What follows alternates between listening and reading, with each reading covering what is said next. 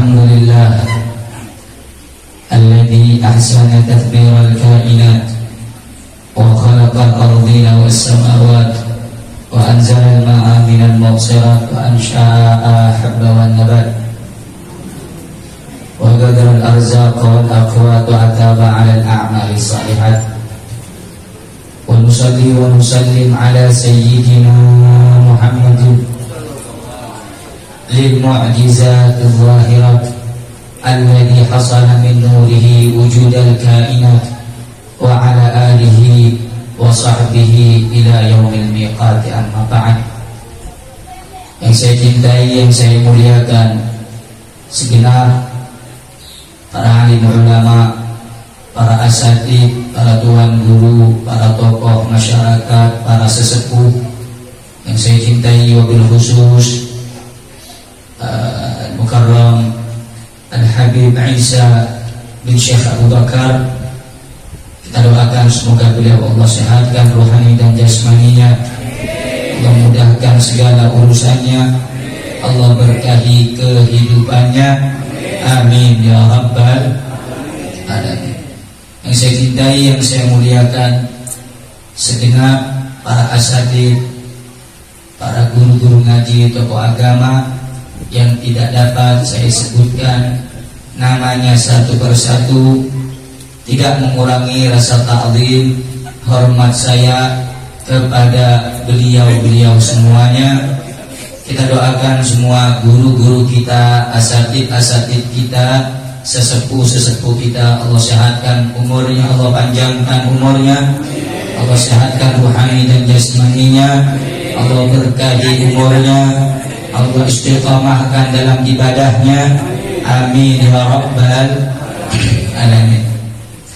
Begitu juga salam ta'zim saya, hormat saya kepada sahibul hajah, sahibul bait, keluarga besar Bapak Haji Nabhani yang menjadi wasilah, menjadi perantara hingga kita bisa kembali. Yang pertama, mempererat ikatan ukhuwah, tali persaudaraan di antara kita sesama umat Islam, terlebih-lebih lagi memperkuat tali persaudaraan kita sesama umat baginda Nabi besar Muhammad, yang dimana Allah Subhanahu wa ta'ala berfirman, innamal mu'minuna ikhwatun fa aslihu baina akhwaikum. Sesungguhnya orang-orang yang mukmin adalah bersaudara, maka perbaikilah hubungan persaudaraan di antara kamu. Nah, alhamdulillah beliau sekeluarga Haji Nabhani menjadi sebab, menjadi wasilah agar kita bisa mempererat tali persaudaraan kita. Semoga beliau Allah sehatkan rohani dan jasmaninya, diberkahi keluarganya, dimudahkan urusannya, diistiqamahkan dalam ibadahnya, amin ya rabbal alamin. Begitu juga salam ta'zim dan hormat saya kepada segenap aparatur pemerintah, baik sipil maupun militer ataupun yang mewakili. Kita doakan semoga mereka diberkahi oleh Allah, dijadikan orang yang amanah dunia dan akhirat, amin ya rabbal. Yang saya cintai, yang saya muliakan, segenap bapak-bapak, ibu-ibu, muslimin, muslimat, mukminin dan mukminat, terlebih-lebih para pemuda-pemudi yang telah datang jauh-jauh, yang mana kita semua ini adalah umat baginda Nabi besar Muhammad sallallahu alaihi wa alihi wasallam, yang dirahmati dan diberkahi oleh Allah.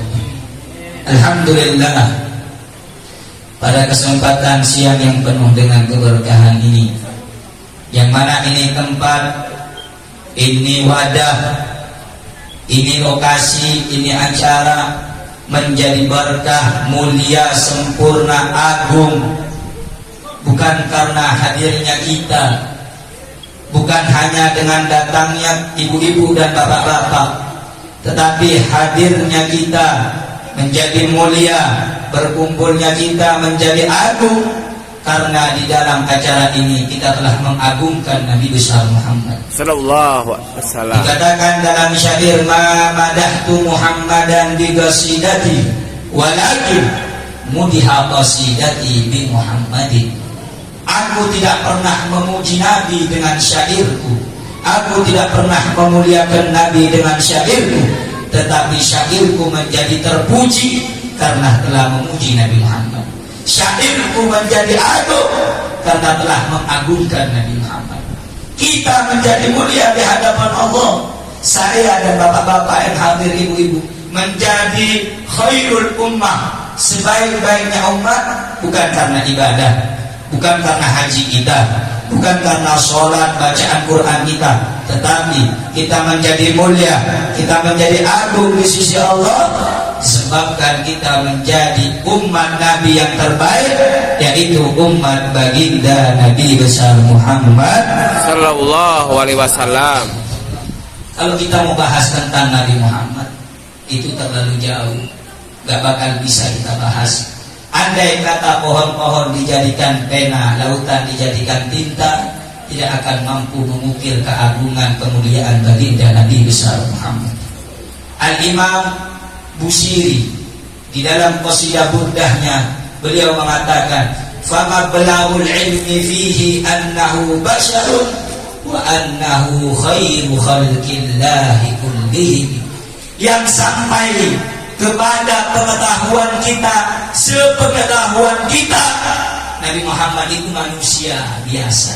Tetapi kalau kita mentelaah Al-Quran, mentelaah Al-Hadis, kita mentelaah sejarah-sejarah, maqalah-maqalah, perkataan-perkataan ulama, serta pengagungan Allah kepada Nabi, baru kita akan faham wa annahu khairu khalqillah, sesungguhnya Nabi Muhammad sebaik-baiknya makhluk ciptaan Allah Subhanahu wa taala.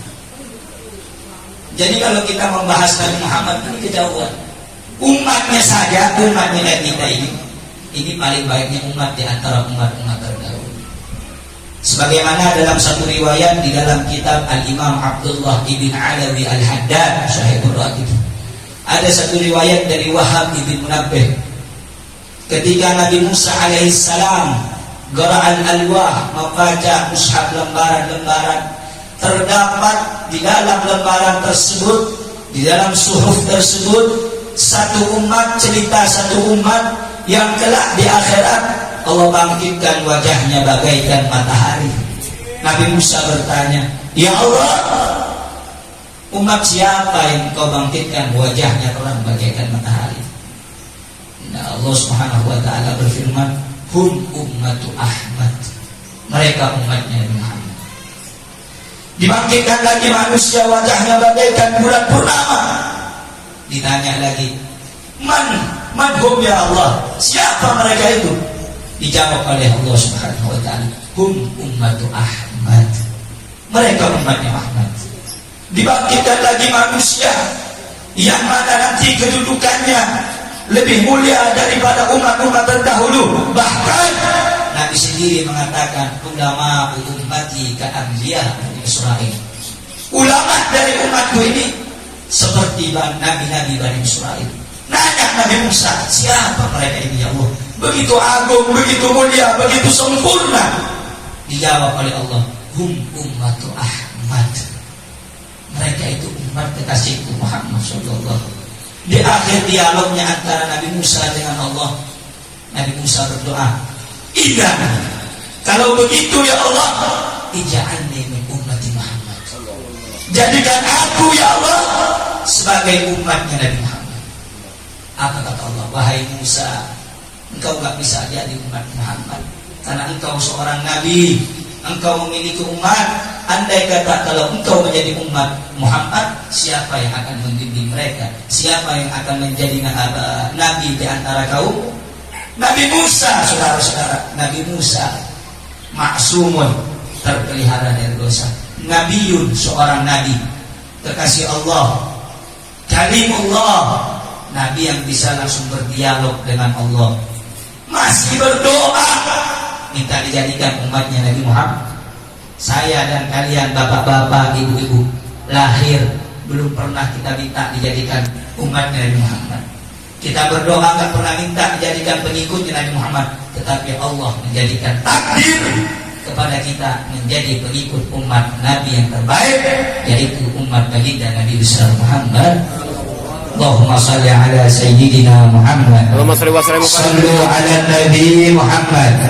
Sallu ala Nabi Muhammad. Sallu alaihi. Saudara-saudara, umatnya saja Allah muliakan, apalagi nabinya. Umatnya saja Allah agungkan, apalagi nabinya.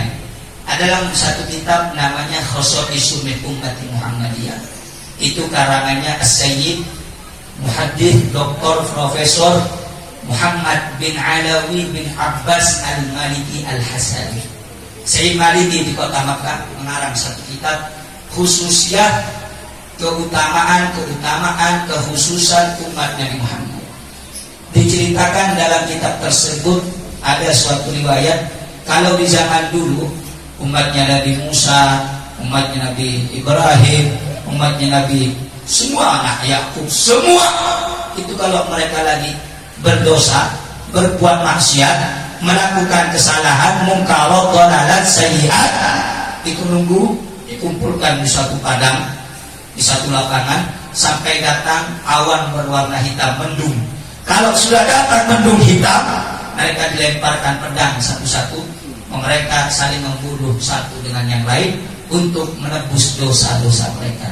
Saya dan kalian pagi, sore, siang, malam bangun tidur, mau jalan, apalagi keluar rumah, masuk rumah, maksiat kerjanya. Tapi Allah tidak pernah menyuruh kita ngambil pedang membunuh untuk menebus dosa kita. Tapi kita cukup meminta taibun min Allah, minta taubat kepada Allah Subhanahu wa taala. Sehingga dimanapun umat Nabi Muhammad melakukan dosa, jika dia datang kepada Allah dengan hati yang tulus, Allah akan mengabulkan taubat dan doa-doa kita. Bukan karena doa kita, tapi karena kita menjadi umat Nabi Muhammad. Allahumma salli ala Muhammad. Bahkan Nabi Adam dalam satu riwayat pernah cemburu kepada umatnya Nabi Muhammad. Sama kita Nabi Adam cemburu. Kenapa? Ada 3 hal yang membuat aku cemburu, kata Nabi Adam kepada umat Muhammad. 1, ketika aku melakukan dosa di dalam surga, Allah turunkan aku ke dalam dunia.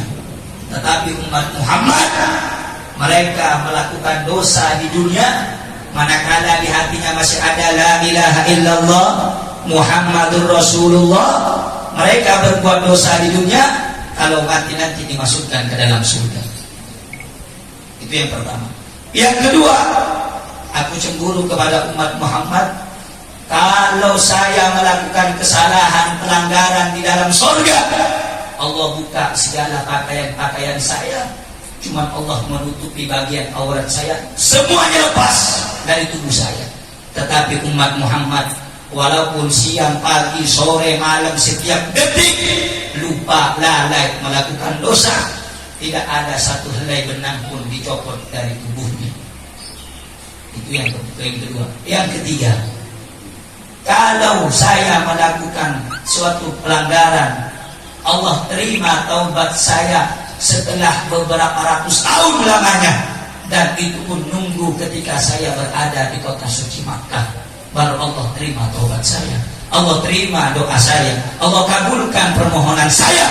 Tetapi umat Muhammad dimanapun melakukan dosa, dimanapun melakukan maksiat, dimanapun melakukan kemungkaran, dhalalat, sayyi'at, khianat, nggak perlu nunggu harus ke Makkah. Dimanapun mereka bertaubat, diterima oleh Allah taubatnya. Sebab karena kita ini mulia, menjadi pengikutnya Nabi Muhammad. Sallu ala Nabi Muhammad. Sallu ala Nabi Muhammad.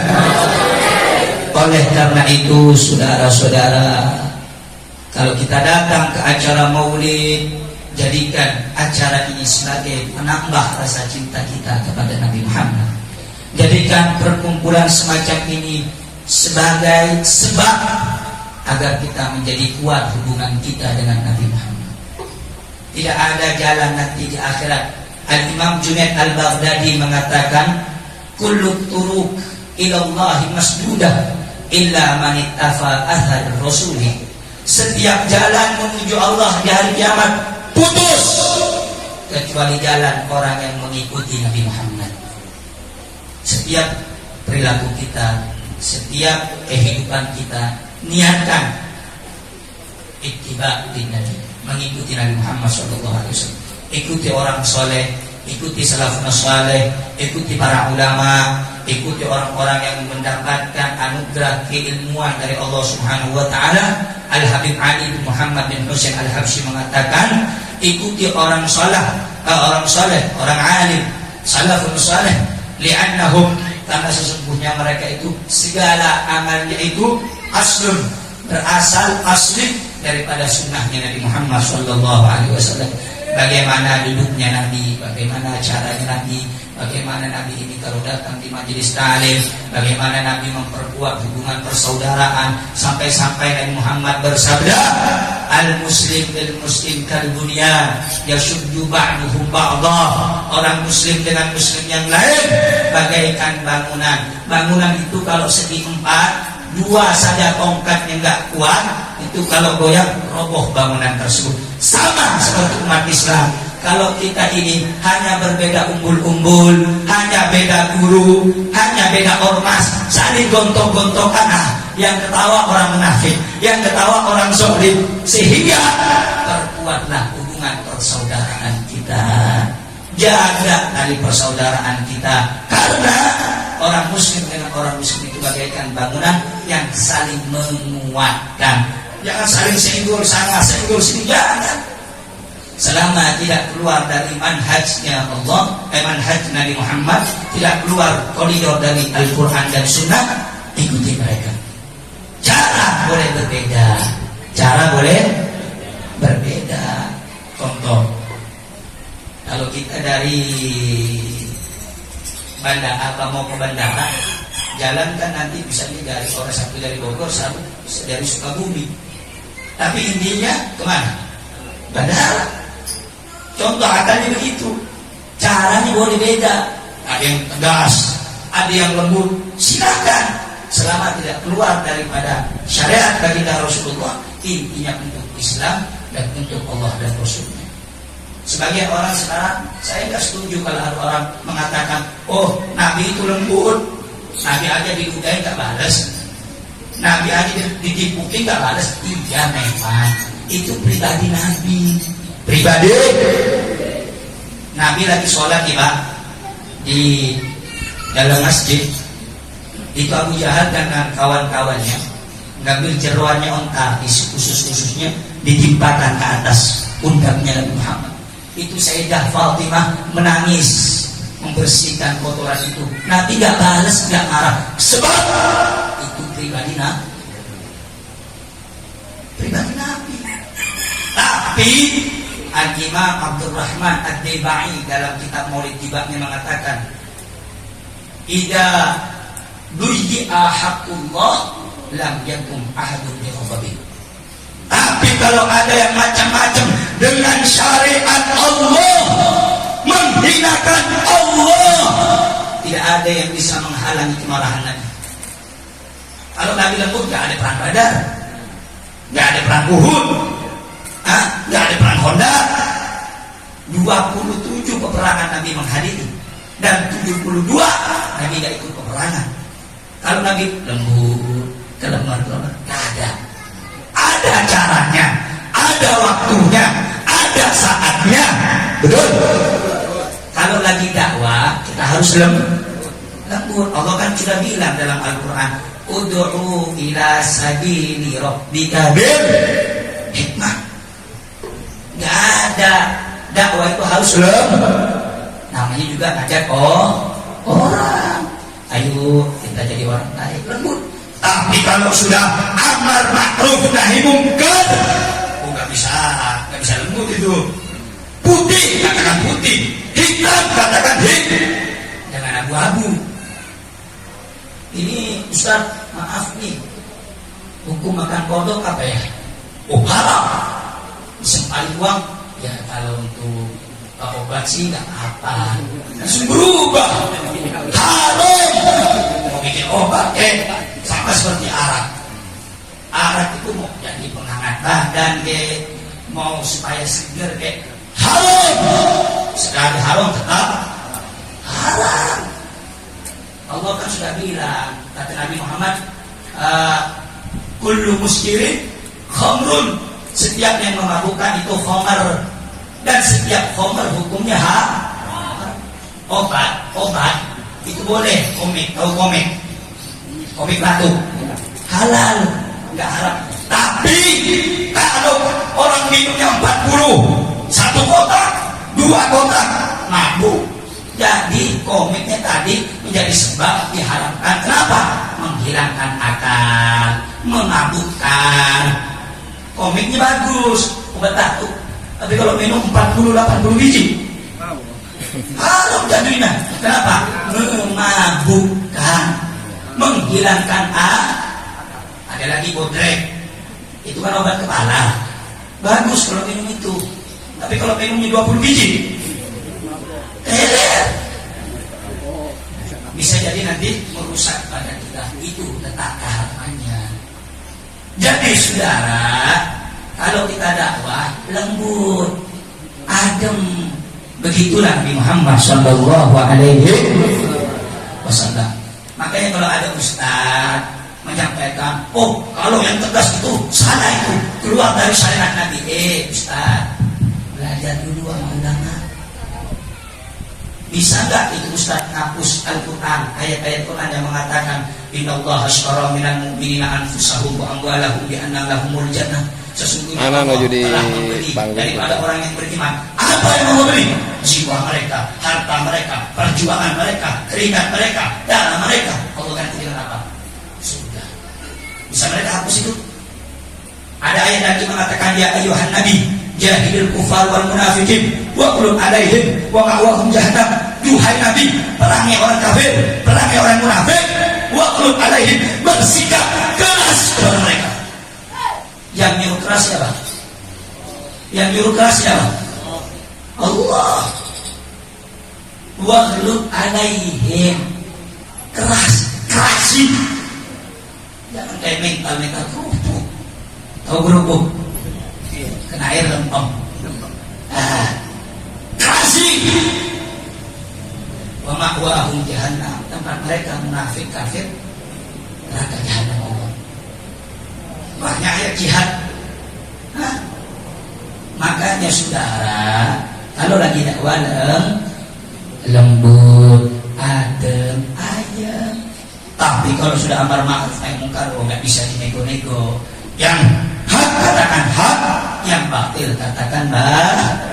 Makanya Allah bilang dalam Al-Quran, ya ayyuhalladzina amanu may yartadda minkum an dinihi fasawfa yu'tillahu biqaumin yuhibbuhum wa yuhibbunahu. Wahai orang yang beriman, jika ada di antara kamu yang keluar dari agama, murtad dari Islam, Allah akan berikan, Allah akan datangkan, Allah akan gantikan suatu kaum yang cinta kepada Allah, dan Allah mencintai mereka. Tandanya apa kaum tersebut? Adillatin 'alal mu'minin, kasih sayang, lemah lembut kepada sesama muslim. A'izzatin 'alal kafirin, keras kepada orang kafir. Kenapa ini gak disampaikan sama ulama sekarang? Jangan.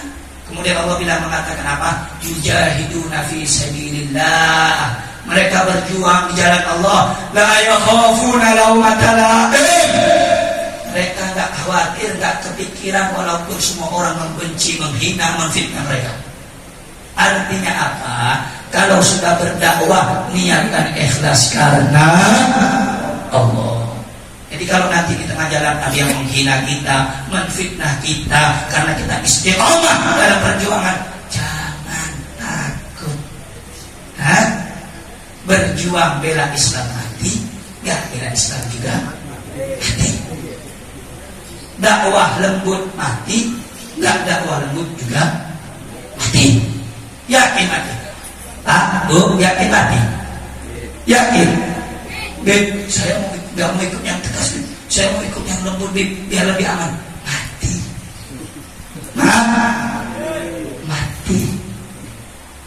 Bib, saya doa aja di rumah, Bib. Saya gak mau ikut-ikut, Bib. Saya biar aman aja, Bib, ibadah.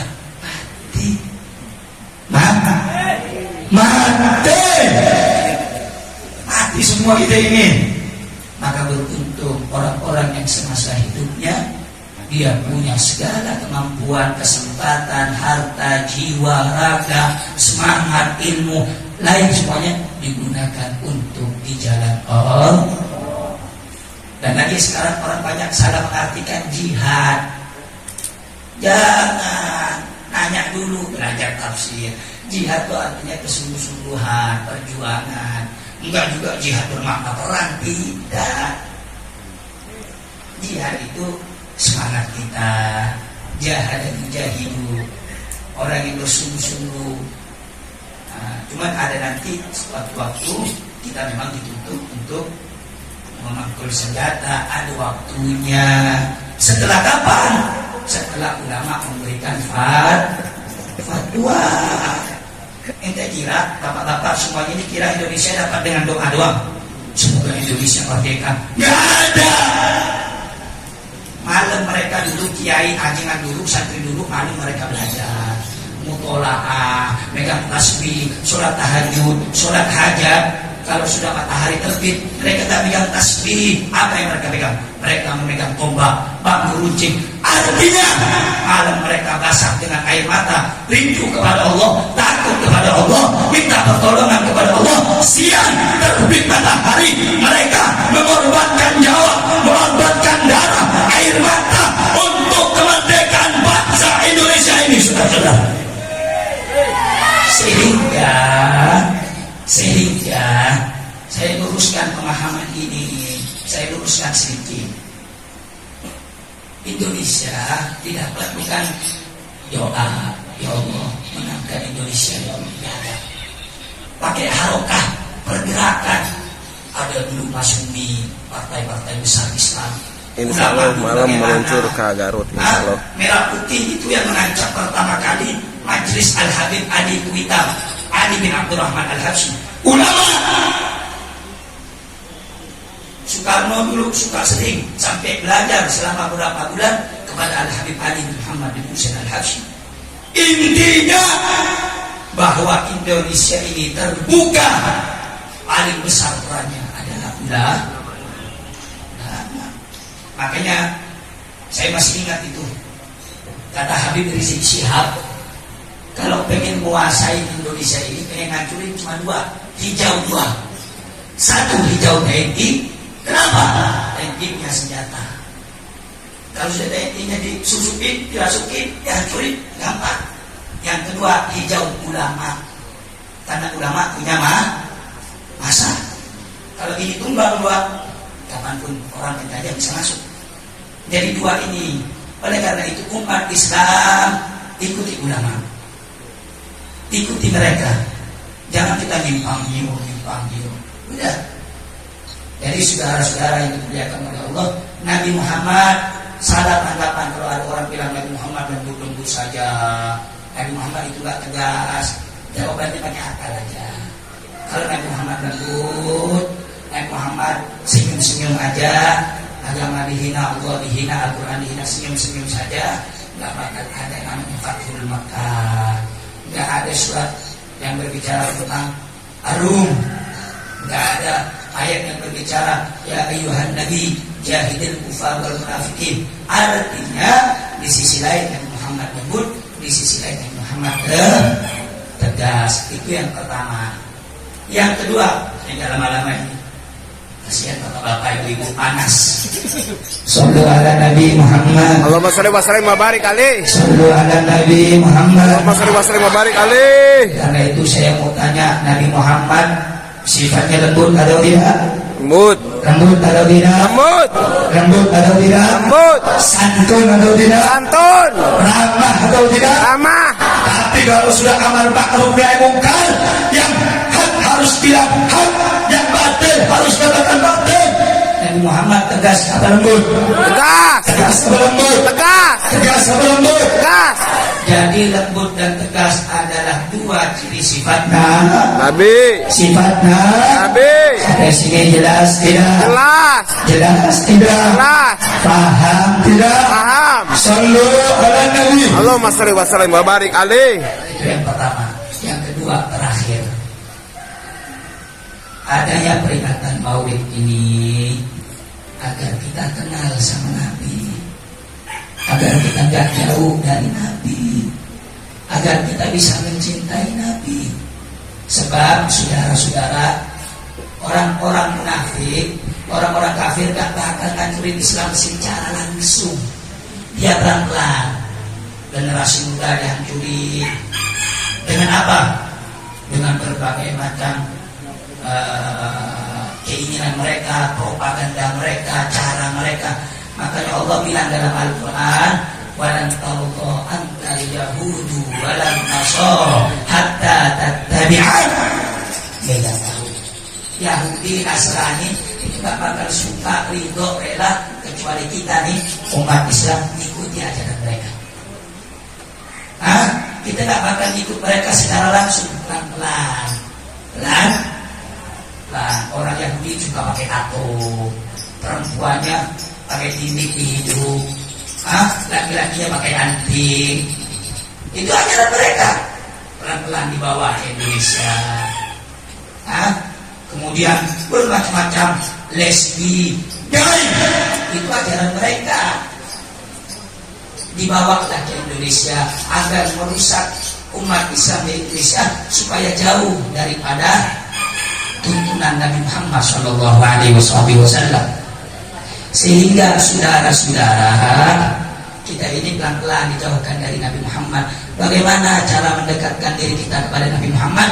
Dekati majelis taklim, dekati majelis ilmu, dekatin orang soleh, dekatin ulama, minta nasihat mereka, diskusi dengan mereka. Cinta sama ulama itu hukumnya wajib, Pak. Wajib. Allah sendiri yang menggerakkan lisan Nabi Muhammad untuk bersabda, akrimil ulama fa innahum indallahi qurama. Muliakan ulama, muliakan orang soleh, muliakan para ajnah, sebab mereka itu kaum-kaum yang telah dimuliakan oleh Allah Subhanahu wa ta'ala. Bahkan dalam riwayat yang lain mengatakan, siapa orang yang memuliakan ulama sama seperti ia memuliakan aku.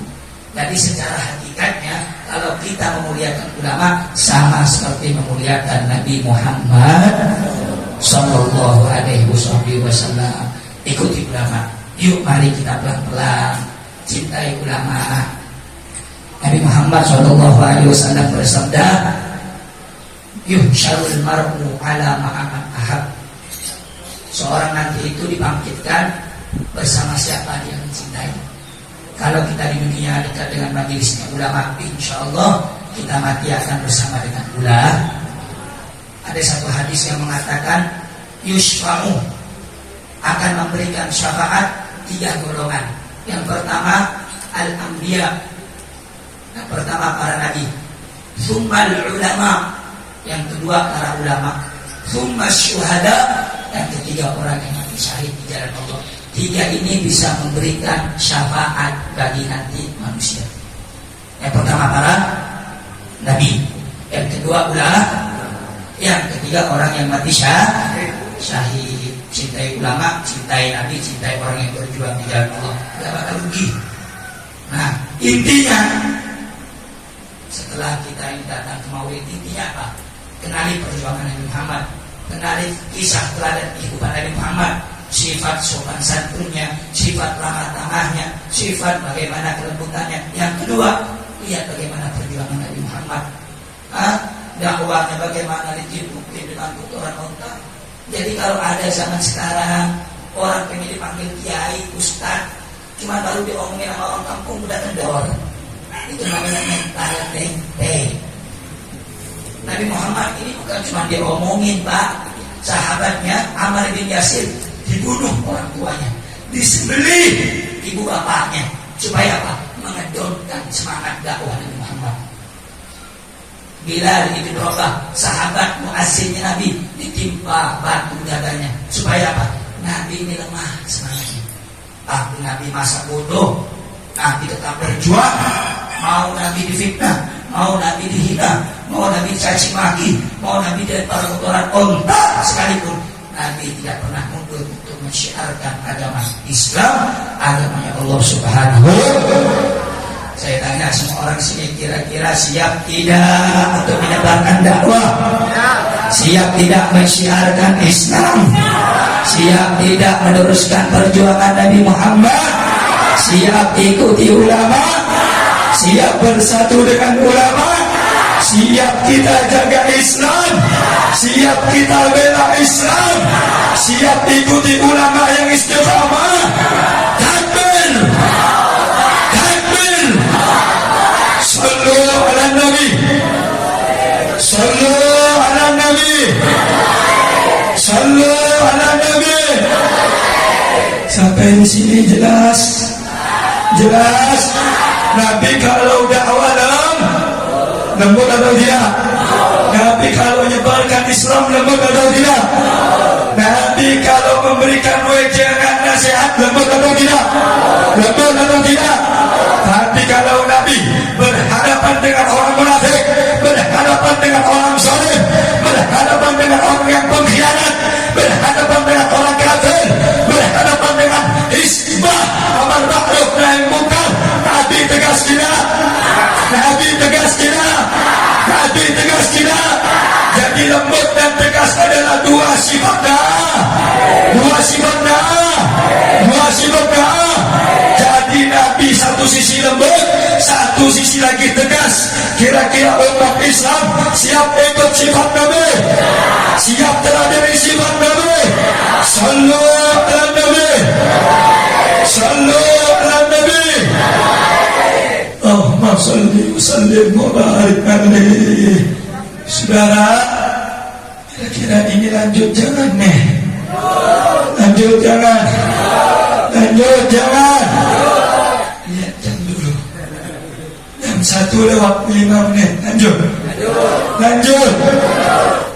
Ntar ada yang ngomong lapar, Beb. Capek, Beb. Keringetan, Beb. Lanjut. Lanjut. Sampai jam 3 lanjut. Lu lanjut, gua pulang. Suara habis lanjut. Sallu ala Nabi.